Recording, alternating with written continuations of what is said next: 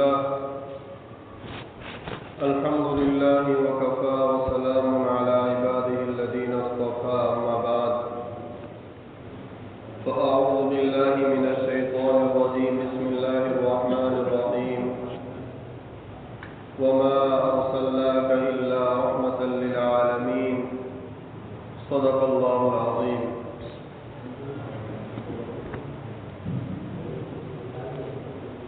میرے محترم بھائیوں اور بزرگوں، جیسا کہ ہم سب کو معلوم ہے کہ ہمارا عنوان حضرت نبی کریم صلی اللہ علیہ وسلم کی پاکیزہ سیرت کے اوپر چل رہا ہے. آپ صلی اللہ علیہ وسلم کی 63 سالہ زندگی میں سے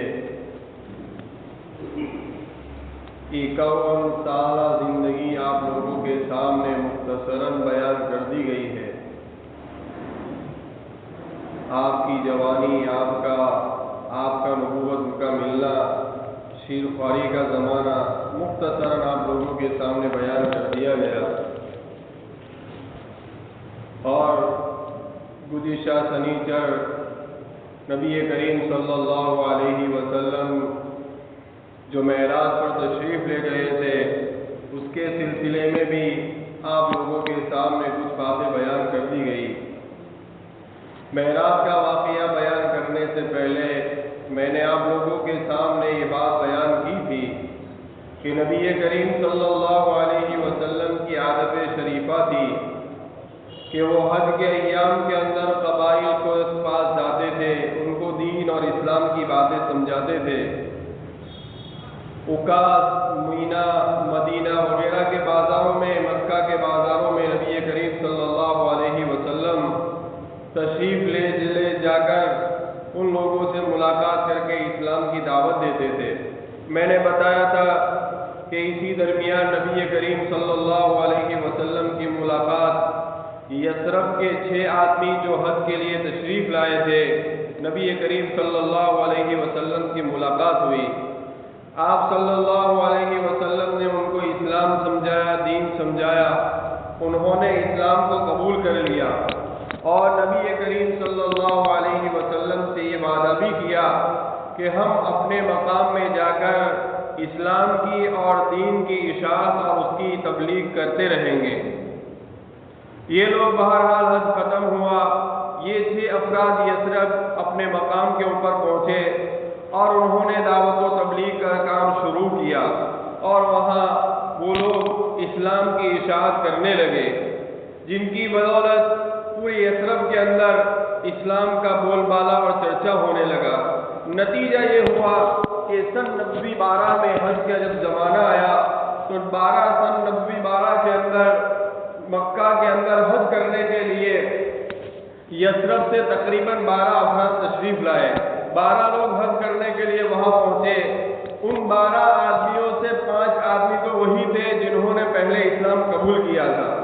ایک آدمی وہ کسی عذر کی وجہ سے شریک نہیں ہو سکا. 7 افراد نئے تھے. 7 افراد نئے تھے اور انہوں نے نبی کریم صلی اللہ علیہ وسلم سے مینا کے قریب ایک مقام ہے، مقام عقبہ، وہاں پر نبی کریم صلی اللہ علیہ وسلم کی ملاقات کی. آپ صلی اللہ علیہ وسلم نے ان سے چند باتوں کے اوپر بیعت لی اور ان کو اسلام سمجھایا اور ان کو دین سمجھایا. عقبہ دراصل ایک تنگ گھاٹی کا عقبہ کہتے ہیں. مکہ سے مینا میں جانے آنے کے درمیان ایک تنگ راستہ ہے جس سے گزر ہوتا ہے. اس اعتبار سے وہ جگہ عقبہ کے نام سے مشہور ہو گئی. اسی لیے حج کے ایام کے اندر جب ہم پہلے جمرات کی رمی کرتے ہیں، جمرہ عقبہ جس کو کہا جاتا ہے، یہ جمرہ عقبہ اسی لیے نام ہے کہ وہ اس گھاٹی کے سیرے کے اوپر واقع ہے، اس لیے اس کا نام جمرہ عقبہ ہے. اور چونکہ وہاں نبی کریم صلی اللہ علیہ وسلم نے ان 7 جو نئے افراد آئے تھے ان سے بیعت لی. اب کس بات کے اوپر بیعت لی؟ بخاری شریف کی روایت ہے، غالباً حضرت عبادہ ابن صامت رضی اللہ تعالیٰ عنہ فرماتے ہیں کہ نبی کریم صلی اللہ علیہ وسلم نے فرمایا کہ آؤ اور مجھے میرے اوپر اس بات کے اوپر بیعت کہ تم اللہ کے ساتھ کسی کو شریک نہیں کرو گے، زنا نہیں کرو گے، چوری نہیں کرو گے اور کسی کے اوپر تہمت نہیں لگاؤ گے۔ یہ چند باتیں تھیں جن پر نبی کریم صلی اللہ علیہ وسلم نے بیعت لی، اور پھر فرمایا کہ جو آدمی ان کاموں کو پورا کرے گا تو اس کا اجر آخرت میں اللہ دے گا،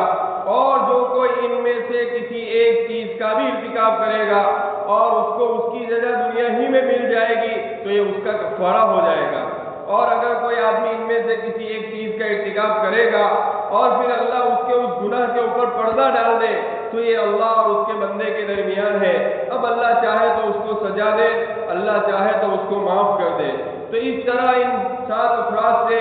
نبی کریم صلی اللہ علیہ وسلم نے بیعت کی۔ اس بیعت کو بیعت عقبہ اولیٰ کہا جاتا ہے، بیعت عقبہ اولیٰ کہا جاتا ہے۔ جب یہ بیعت پوری ہوئی اور یہ لوگ بیعت کر کے جب اپنے مقام پہ واپس جا رہے تھے، حج ختم ہوا اور یہ لوگ اپنے مقام میں واپس جا رہے تھے، نبی کریم صلی اللہ علیہ وسلم نے ان کے ساتھ اپنا ایک سفیر بھیج دیا تاکہ جو لوگ اسلام لائے ہیں ان کو اسلام کی بات سمجھائے، اور جو لوگ ابھی تک شرک کے اندر مبتلا ہے ان کو شرک کی گہرائیوں سے نکال کر اسلام کی دعوت دے۔ اس نیت سے نبی کریم صلی اللہ علیہ وسلم نے ایک سفیر ان کے حوالے کر دیا، جو سابقین اولین میں سے وہ ایک نوجوان جس کا اسم گرامی حضرت مصعب بن عمیر رضی اللہ تعالیٰ عنہ ہے، ان کو نبی کریم صلی اللہ علیہ وسلم نے ان کے ساتھ کر دیا، مصعب بن عمیر کو ان کے ساتھ کر دیا۔ حضرت مصعب بن عمیر مدینہ پہنچے، اور مدینہ پہنچے تو انہوں نے اسعد بن زرارہ رضی اللہ تعالیٰ عنہ کے مقام کے اوپر قیام کیا، اور پھر وہاں ٹھہر کر ان دونوں نے یعنی اسعد بن زرارہ اور حضرت مصعب بن عمیر نے وہاں یثرب کے اندر ایڑی چوٹی کا جوڑ لگایا، اور انہوں نے بہت ہی اعلیٰ بہت ہی قربانی کے ساتھ انہوں نے اسلام کی دعوت وہاں دینا شروع کی، یہاں تک کہ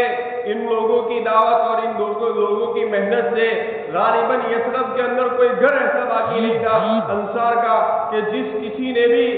کسی ایک گھر میں سے بھی کوئی ایسا گھر نہیں تھا کہ کوئی ایمان نہ لایا ہو، بلکہ کچھ نہ کچھ افراد مرد ہو یا عورت ہر گھر میں سے کوئی نہ کوئی ایمان ضرور لایا ہے، سوائے 2-3 گھر باقی رہ گئے تھے جو بعد میں ایمان لائے تھے۔ بہرحال لیکن انہوں کی محنت سے پورے یثرب کے اندر ایک اسلامی ماحول اور لوگوں نے اسلام کو قبول کر لیا،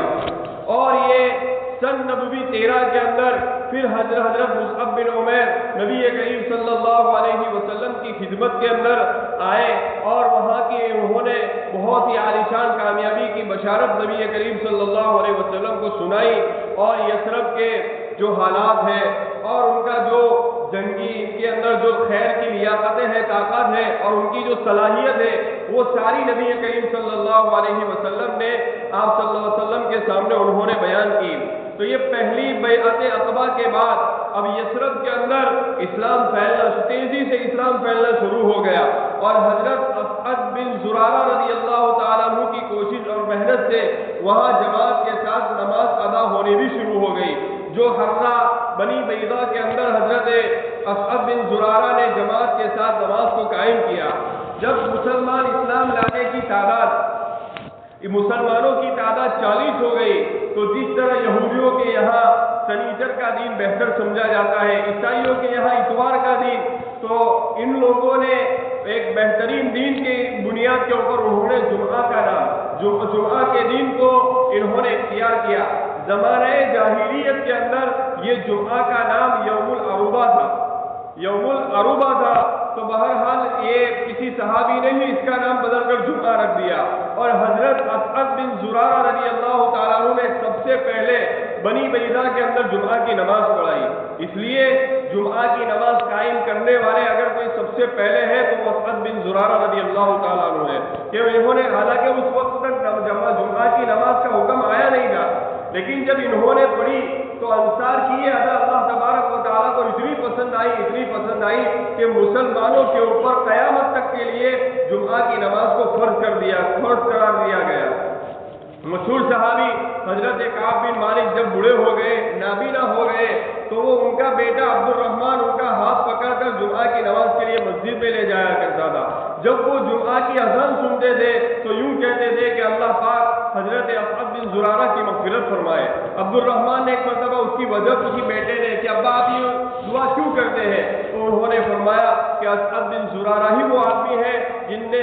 جنہوں نے سب سے پہلے یہ نماز جمعہ کی نماز کو قائم کیا ہے۔ تو بہرحال اس طرح یہ جمعہ کی نماز سب سے پہلے قائم ہوئی۔ اب سن نبوی 13 کے اندر پھر تقریباً 500 زائرین یہ حج کے لیے تشریف لائے، جس کے اندر 72 مرد اور 2 عورتیں تھیں۔ 72 یا 73 مرد اور 2 عورتیں مسلمان تھیں۔ یہ مشرکین اور کفار جو حاجیوں تھے ان سے مل کر آئے تھے، ان کے ساتھ مل جل کر آئے تھے۔ ان کا مقصد یہ تھا کہ ابن سے جو لوگ اسلام نہیں لائے وہ اسلام کی دولت سے مالا مال ہو جاوے، اور جو مسلمان ہو چکے ہیں وہ نبی کریم صلی اللہ علیہ وسلم کے اوپر اسلام کے ساتھ وفاداری اور نبی کریم صلی اللہ علیہ وسلم کے اوپر اپنی جان نثاری کا پختہ عہد کرنے کے اوپر یہ لوگ بیعت کرنے اس نیت کے ساتھ یہ لوگ مل جل کر آئے تھے۔ اور ان کا مقصد یہ بھی تھا کہ نبی کریم صلی اللہ علیہ وسلم کو کہیں کہ مکہ سے ہجرت کر کے آپ مدینہ تشریف لے آوے۔ بہرحال ان لوگوں نے مینا کے قریب مینا کے اندر قیام کیا اور خفیہ طور پر نبی کریم صلی اللہ علیہ وسلم کو اپنے مقصد سے آگاہ کر دیا، مطلع کر دیا کہ اس مقصد سے ہم آئے ہیں۔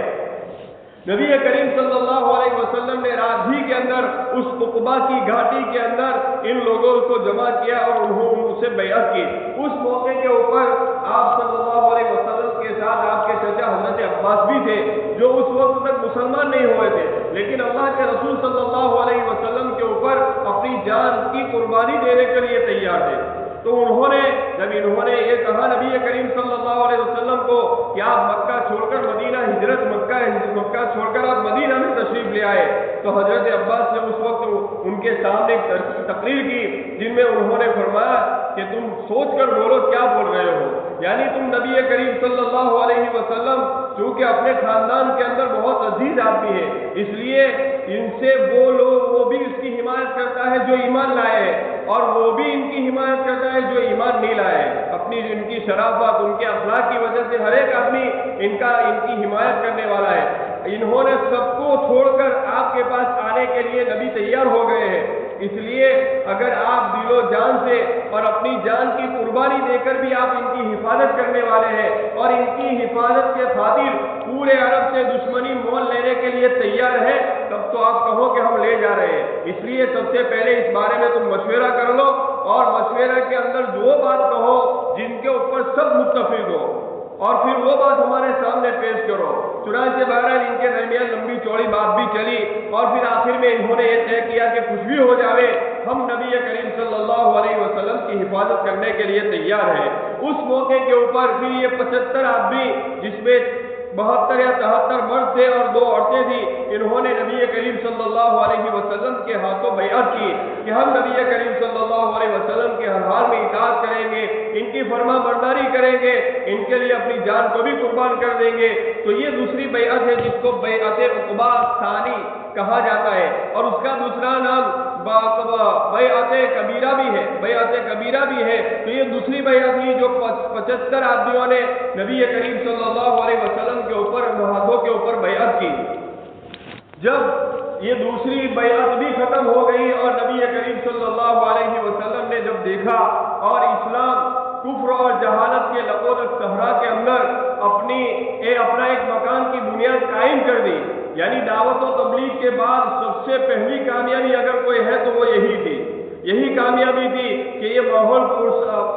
سازگار بن گیا تھا، مکہ کے اندر سارا ماحول سازگار بن گیا تھا، یہ پہلی کامیابی تھی۔ جب نبی کریم صلی اللہ علیہ وسلم نے ماحول کو دیکھا تو پھر نبی کریم صلی اللہ علیہ وسلم نے لوگوں کو اپنے وطن کی طرف ہجرت کرنے کا حکم دیا کہ اب آپ لوگ اپنے وطن کی طرف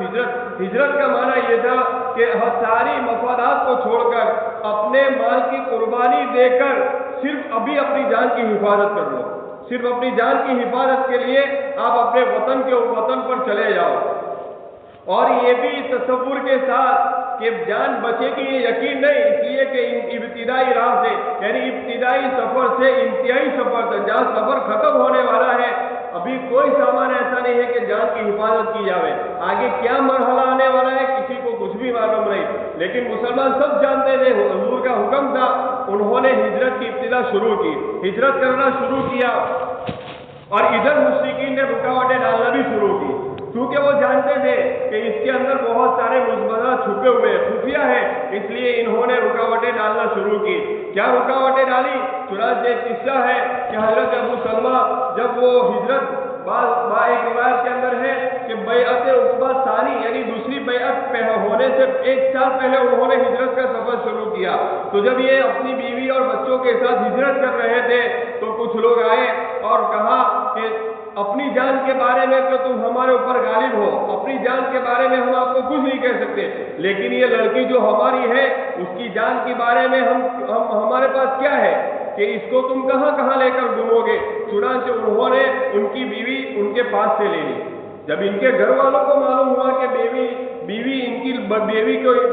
کو انہوں نے لے لیا ہے، تو جو بچہ تھا بچہ، تو یہ حضرت ابو سلمہ کے جو گھر والے تھے انہوں نے اس بچے کو بھی یہ کہہ کر لے لیا کہ جب تم نے تمہاری لڑکی لے لی تو یہ بیٹا ہم ان کے حوالے کرنے والے نہیں، یہ بیٹا ہم لے جاتے۔ بہرحال ابو سلمہ نے تنہا مدینے کا سفر کیا، یعنی وہ تنہا سفر کر کے چلے گئے۔ ادھر ام سلمہ کی حالت یہ تھی کہ ہر روزانہ صبح کے شوہر کی جدائی، بچہ بھی چلا گیا تھا، تو ان کی حالت یہ ہوتی تھی کہ ہر صبح کے اندر یہ ابتہ نامی مقام کے اوپر ہر صبح آتی تھی اور پورے دن وہاں آ کر روتی، اس لیے کہ یہ جو منظر ہوا تھا، واقعہ پیش آیا تھا، یہ ابتہ نامی جگہ کے اوپر ہی ہوا تھا، تو یہ روزانہ اس مقام کے اوپر آتی اور پورے دن روتی۔ اسی طرح 1 سال گزر گیا،